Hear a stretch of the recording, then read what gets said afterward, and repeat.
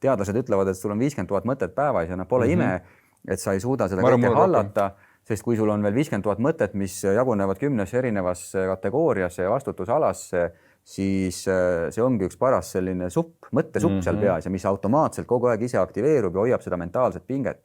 Ja nüüd see looduslik hierarhia ongi see, et see mentaalne aparaat käivitab emotsionaalse aparaadi.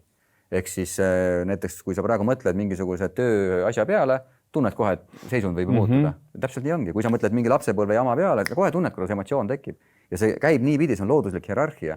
Ja nüüd kõik need 50 000 mõtet, mis sul päeva jooksul läbi käivad, nad kõik siis vajutavad mingisuguseid nii-öelda nuppe, mis käivitavad neid emotsioone.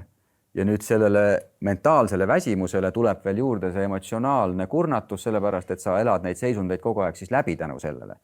Ja nüüd need emotsioonid omakorda siis mõjuvad ju kuidagi moodi kehale, sest et emotsioonid ju panevad meid lõpuks midagi tegema, et a la käratad näiteks, see tuleb emotsiooniga ju, see emotsioon ju paneb su ütlema, ma ei tea, paugutad uksi, lükkad midagi edasi, ei viitsi teha, need kõik on emotsionaalsed blokeeringud tegelikult, sest et sa ei vali sel hetkel seda teha, vaid emotsioon ütleb sulle, jutumärkides ütleb.